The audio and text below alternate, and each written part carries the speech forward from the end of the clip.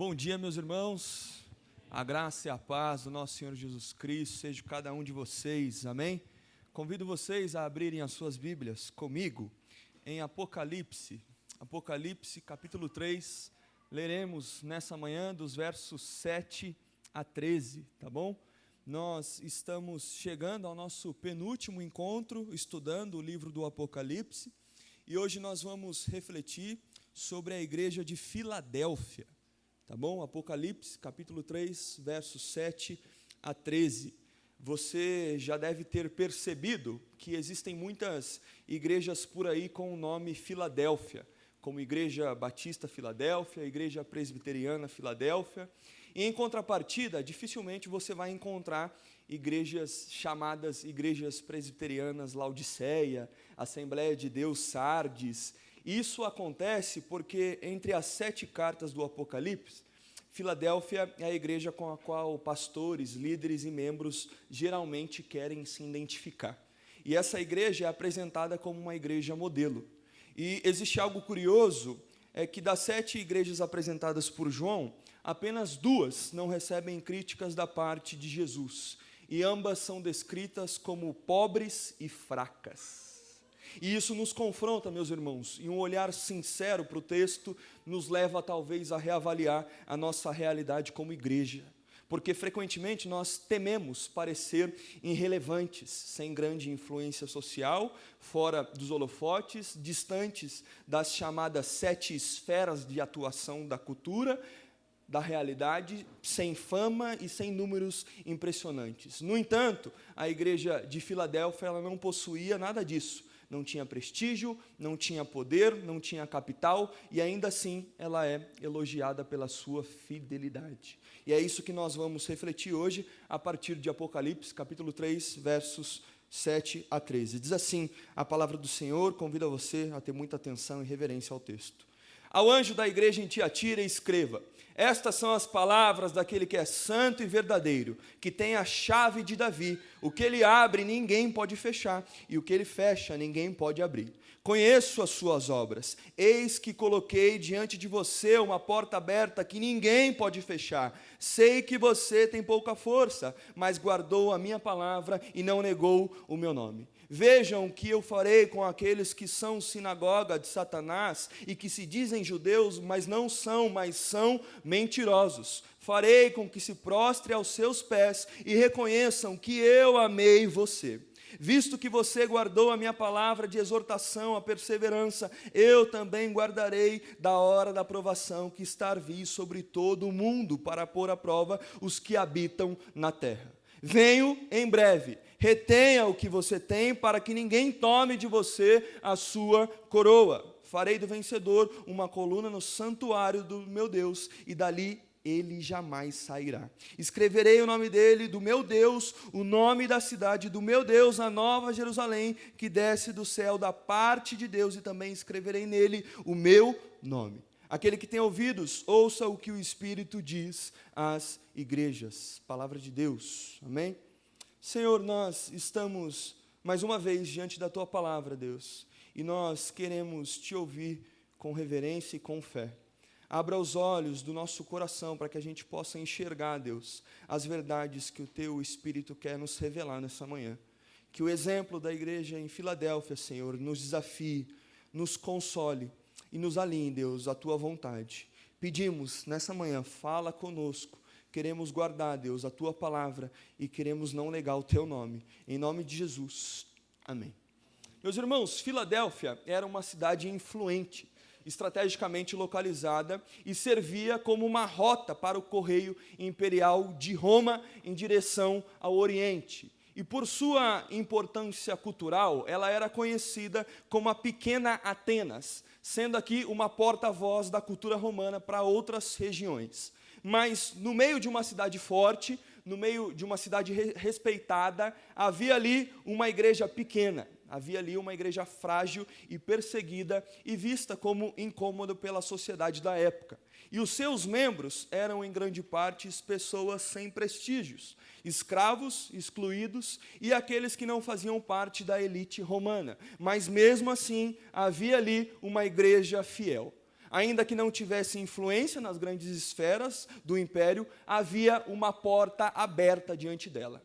Não para os salões do poder terreno ou político, mas para o reino de Deus. E é com esse cenário que Jesus se apresenta no início dessa carta. Ao anjo da igreja em Filadélfia, escreva: estas são as palavras daquele que é o santo e verdadeiro, que tem a chave de Davi. O que ele abre, ninguém fecha, e o que ele fecha, ninguém abre. Um dos conflitos enfrentados por essa igreja envolvia o reconhecimento religioso por parte da comunidade judaica da época. Muitos judeus da região não aceitavam esses cristãos como verdadeiros servos de Deus. Muito pelo contrário, eles eram vistos como um povo perigoso e enganador. Na mente judaica, eles eram o próprio e o único santo e fiel, enquanto os cristãos eram considerados falsos e impuros. E é por isso que Jesus, aquele que é verdadeiramente dotado de santidade e cheio de verdade, o único que agradou perfeitamente ao Pai, se apresenta a esses irmãos de uma maneira muito pedagógica e de uma maneira muito encorajadora. E nessa apresentação de Jesus, e que ele faz a respeito de si mesmo, ele afirma que ele detém a verdade sobre todas as coisas. Ele possui a chave de Davi. Mas afinal, o que são essas chaves?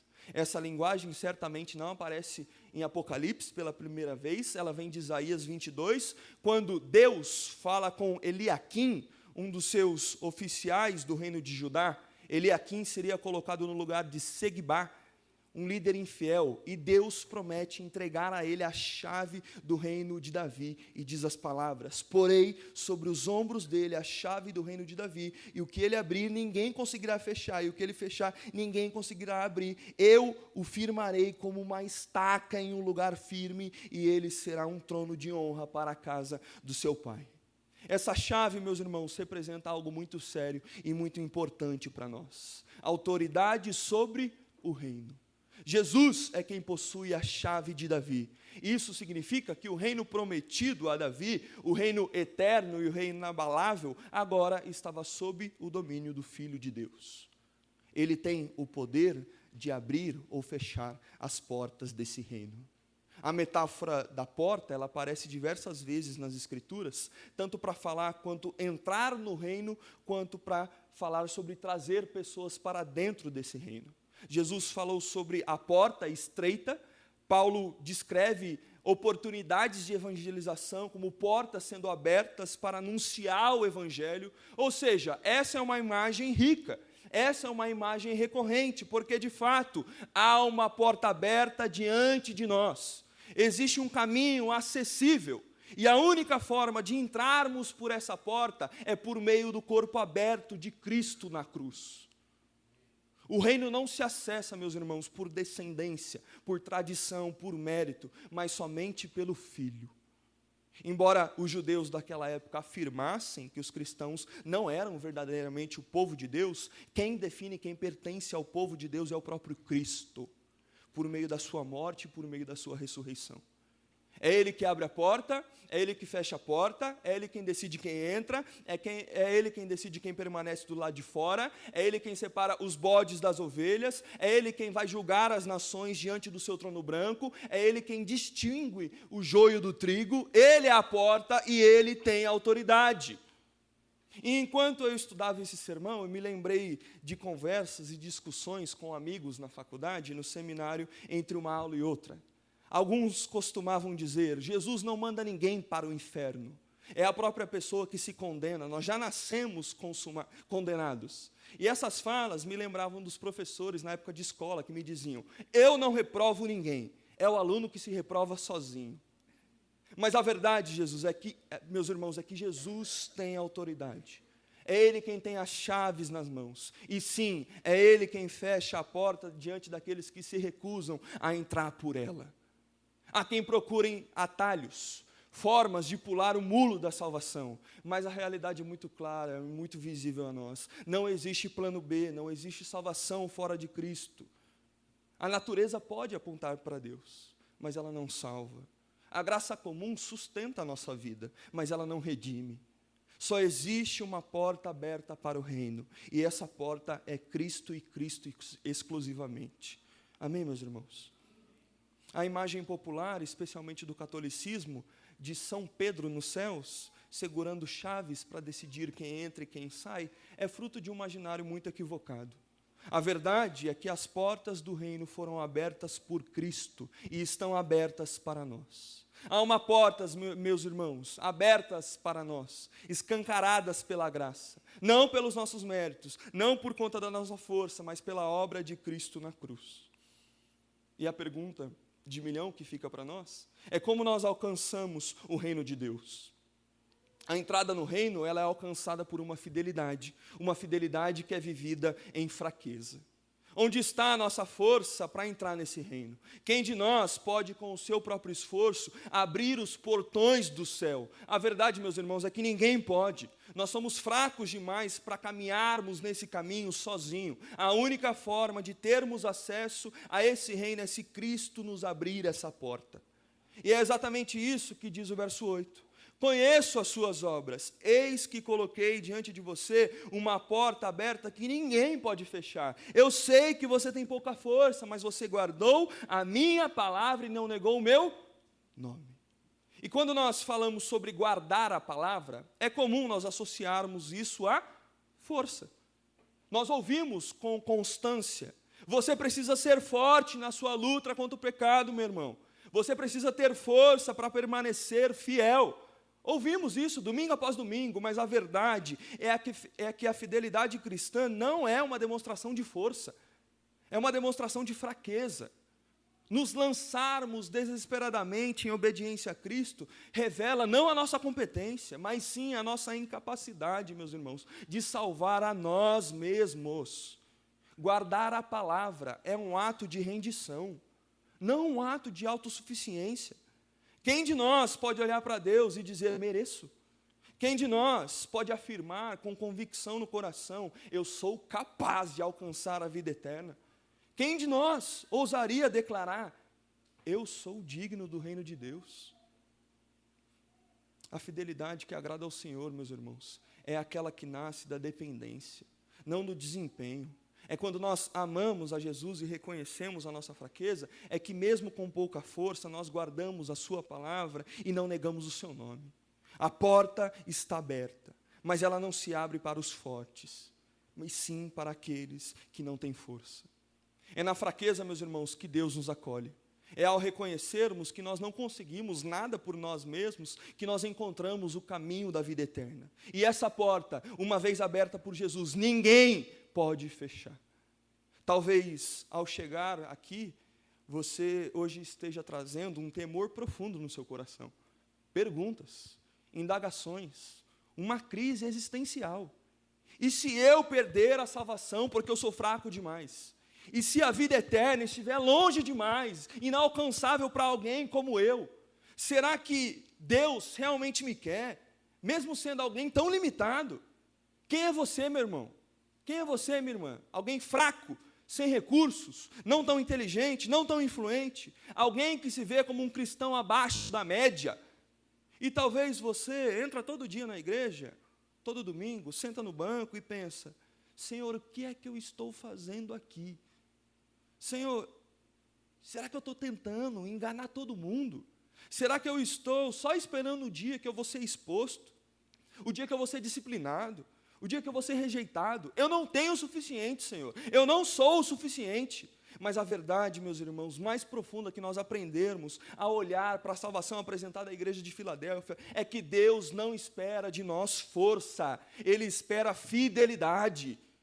E tudo que Ele nos chama a fazer é guardar a palavra, guardar o nome, guardar a nossa coroa, entrar pela porta que Ele abriu e caminhar por essa estrada que Ele traçou e que ninguém pode nos tirar. E a realidade do Evangelho é essa: nós não temos força para entrar no reino, nós não temos força para permanecer, mas existe um Cristo fiel, glorioso e gracioso que abre essa porta e nos conduz por esse caminho em fé. E uma vez que nós entramos por Jesus, a porta, o caminho, a verdade e a vida, nós encontramos, meus irmãos, todos os dias, força nele para permanecer.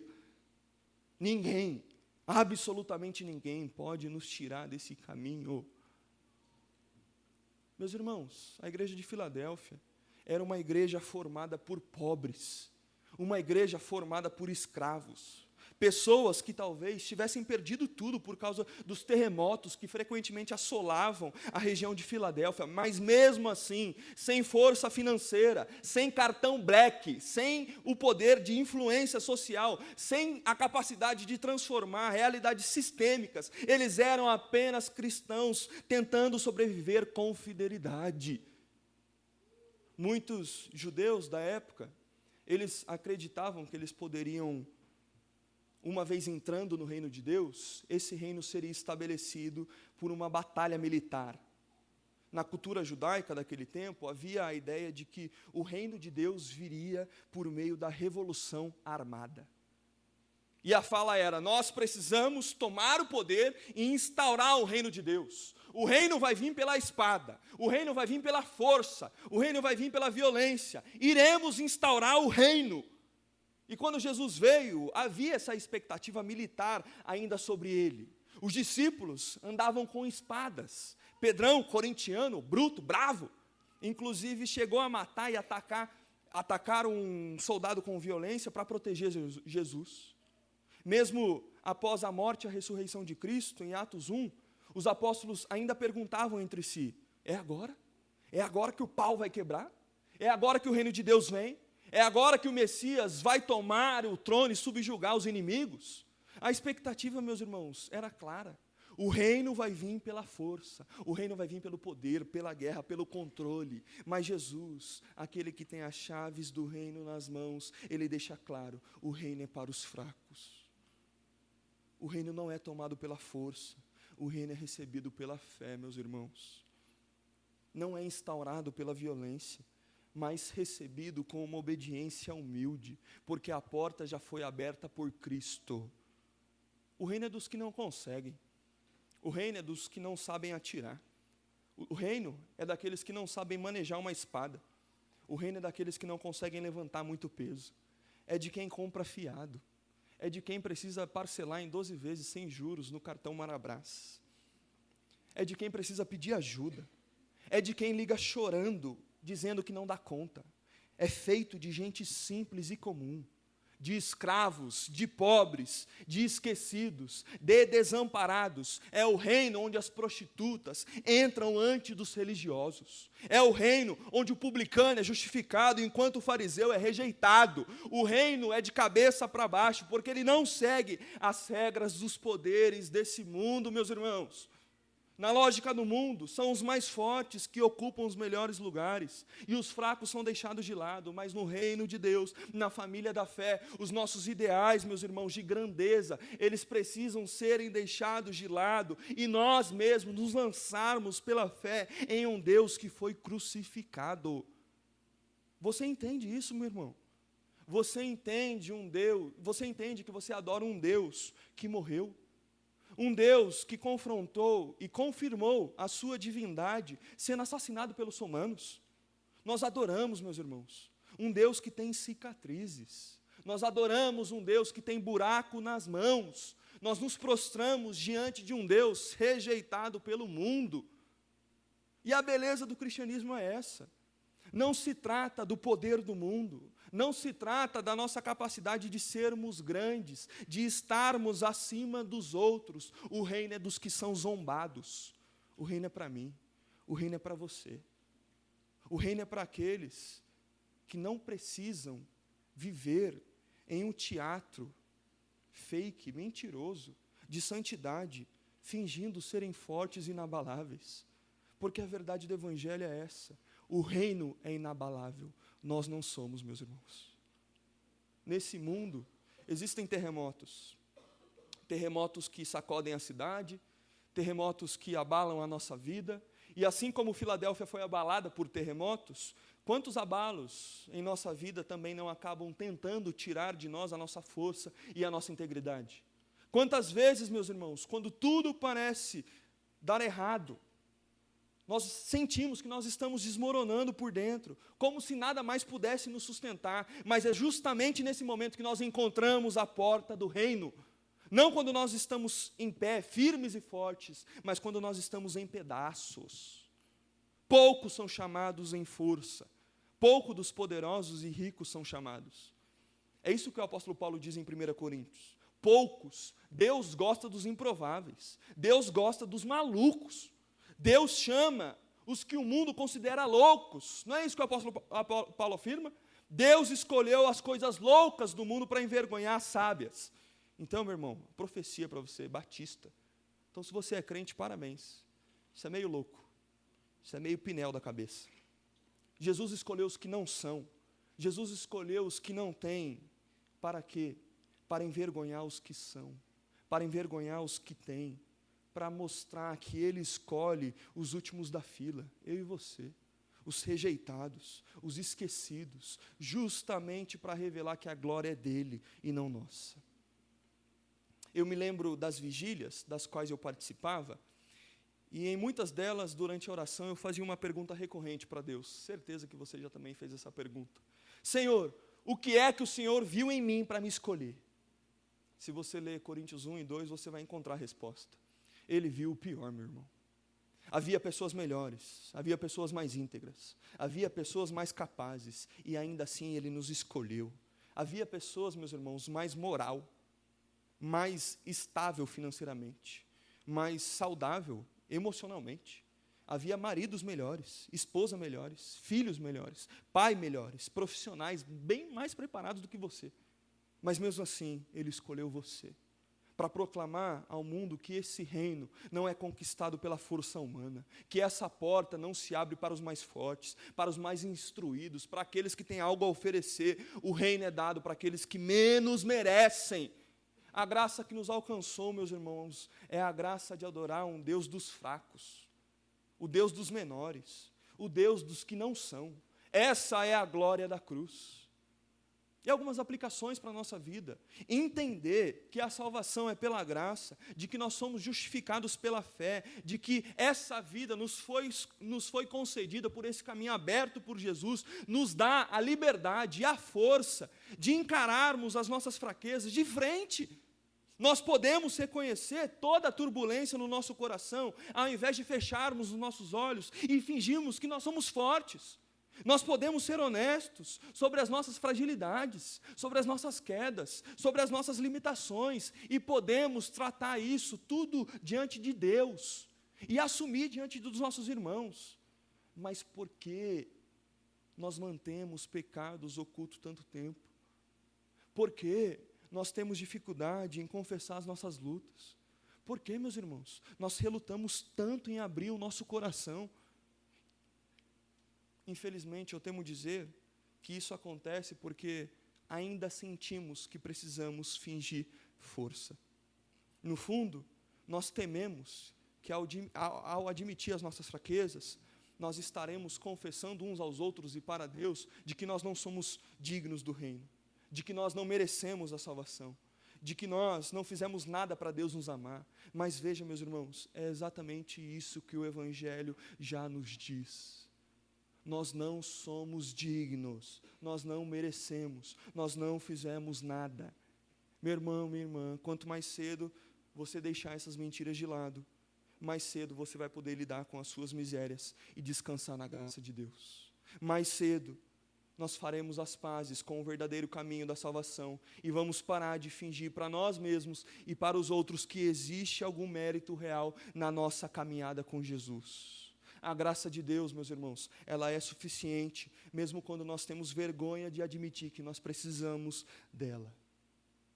O problema é que essa porta, ela está aberta para os fracos, mas ela permanece fechada para os fortes. Jesus não veio para os que se consideram fortes e saudáveis, mas para os que reconhecem diariamente a sua fragilidade e a sua necessidade de cura. É isso que diz o verso 9.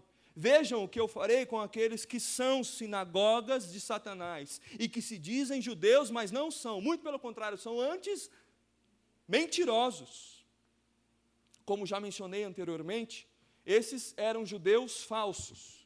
Eles se diziam judeus, seguiam os rituais do judaísmo, mas rejeitavam Jesus. Esses homens que afirmavam serem fiéis ao judaísmo, desprezavam a Cristo e eram chamados pelo próprio Cristo de sinagoga de Satanás. Se diziam judeus, mas não eram verdadeiramente. E o próprio Cristo declara, na continuação do verso 9, farei com que eles se prostrem aos seus pés e reconheçam que eu amei você.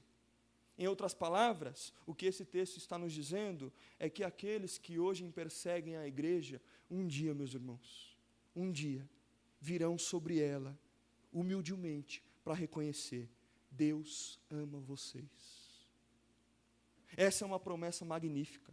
Porque numa igreja de pobres, numa igreja de incapazes, onde muitos sequer sabiam segurar uma espada, onde muitos sequer não tinham uma influência política e prestígio social nenhum, sem recursos para se mover nos corredores do poder romano, essa igreja ouvirá do mundo: vocês são verdadeiramente amados por Deus.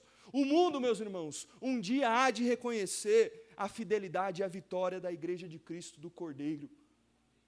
Se hoje nós somos tidos como fracos, como ultrapassados, se hoje nós somos chamados de retrógrados, preconceituosos, intolerantes, homofóbicos, ou qualquer outro xingamento que você possa usar, e o mundo possa usar contra nós, por causa das nossas doutrinas, por causa da nossa fé, um dia o mundo há de reconhecer, eles estavam no caminho da verdade, eles eram verdadeiramente amados por Deus.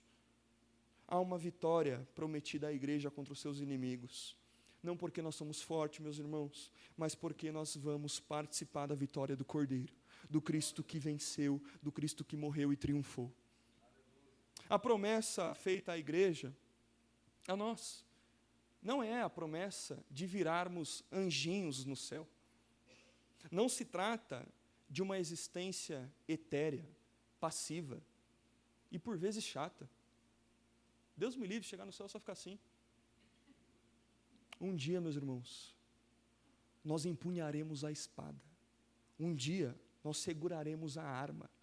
Um dia, nós lutaremos na guerra. E essa será a guerra do Messias. Quando Ele retornar em força, quando Ele retornar em glória, voltaremos com Ele, e o mundo se prostrará diante do Messias e do seu exército. Nós reinaremos com Ele, nós venceremos com Ele para sempre. E o que é que Jesus quer gerar em sua igreja e em nós ao revelar essas promessas? Pelo menos duas coisas que o texto nos diz: paciência e perseverança. Vale a pena ser fiel, meu irmão, mesmo nas dificuldades, mesmo quando o dinheiro mal dá para o final do mês, mesmo quando você sente que ninguém vê o seu esforço, mesmo quando a sua saúde vai e volta e o seu corpo se cansa facilmente, mesmo quando o seu casamento enfrenta por silêncios e por desconfortos. Vale a pena ser fiel, porque o Senhor vê. E mesmo que agora tudo pareça difícil, Ele mesmo prometeu que um dia nós reinaremos com Ele. E as promessas dEle nunca falham. O verso 10 vai nos dizer: visto que você guardou a minha palavra de exortação à perseverança, eu também o guardarei na hora da provação que está para vir sobre todo o mundo, para pôr à prova os que habitam na terra.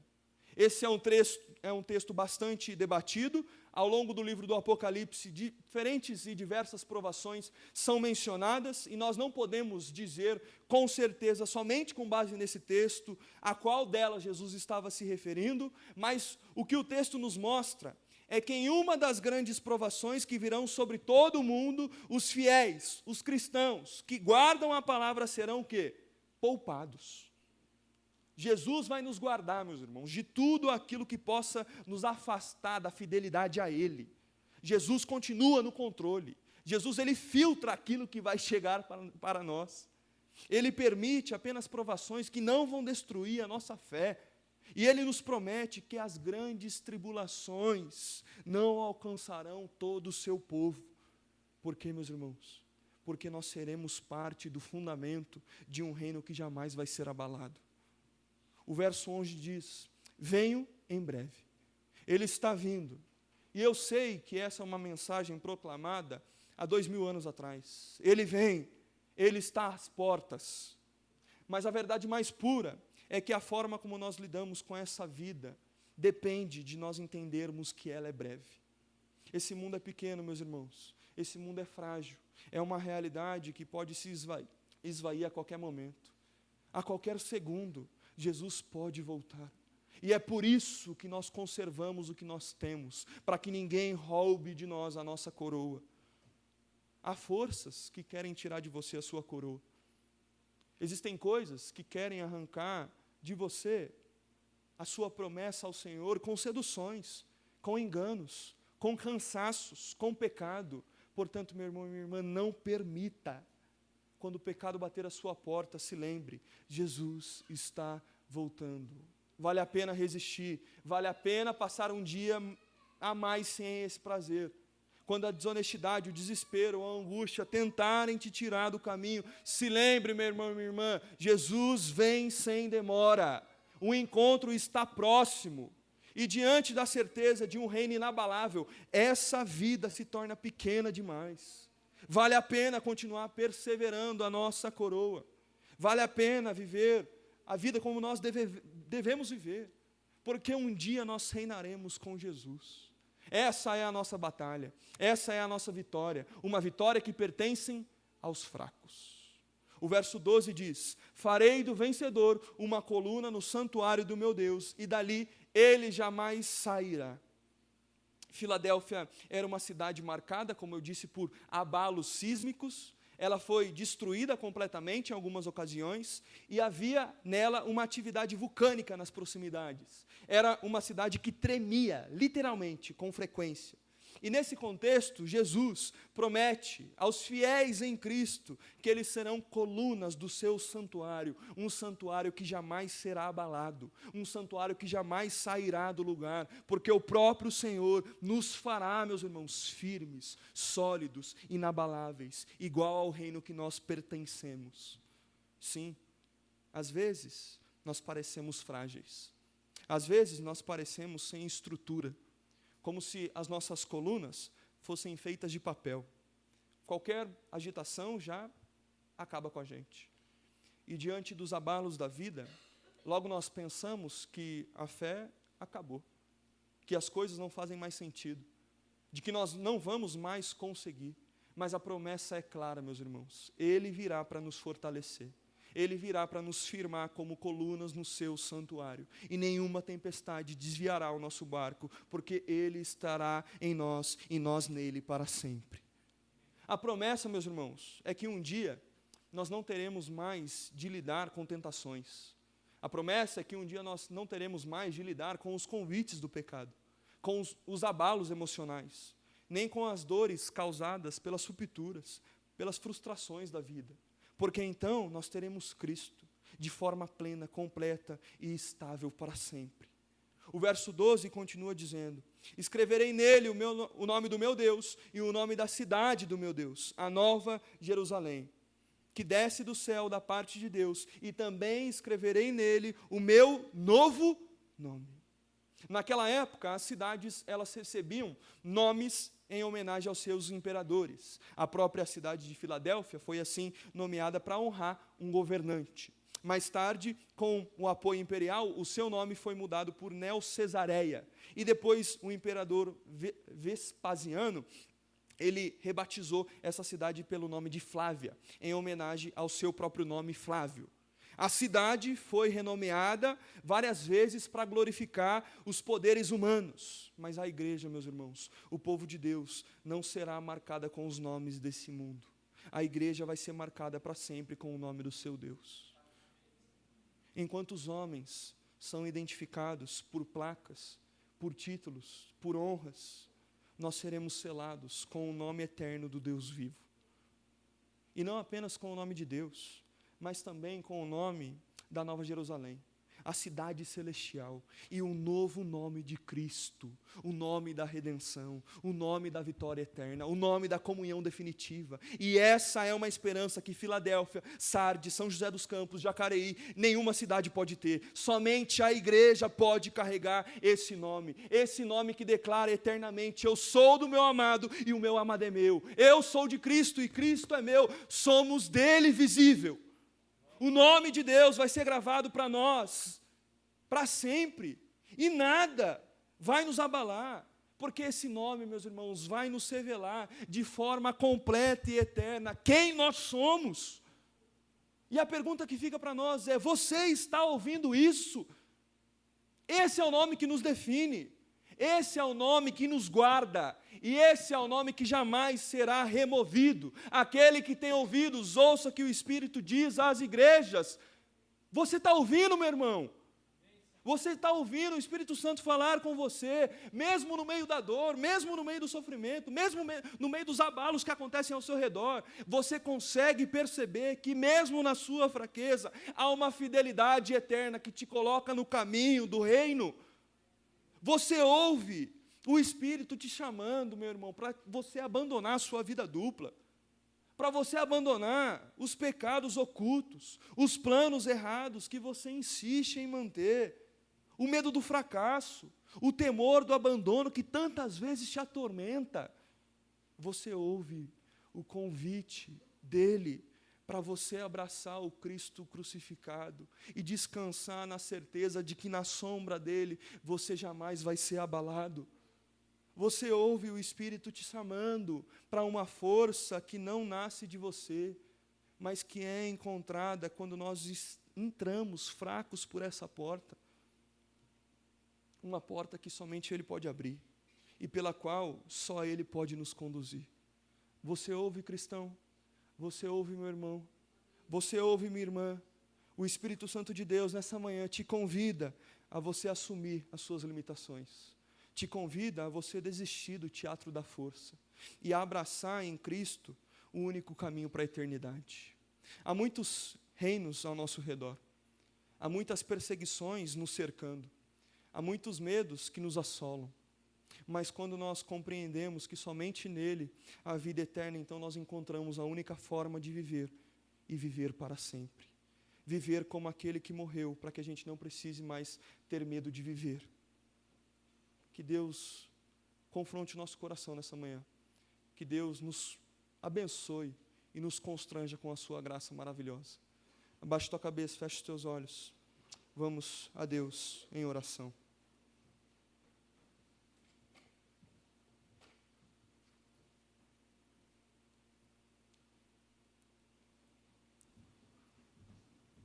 Senhor, nós te louvamos pela tua palavra, Deus.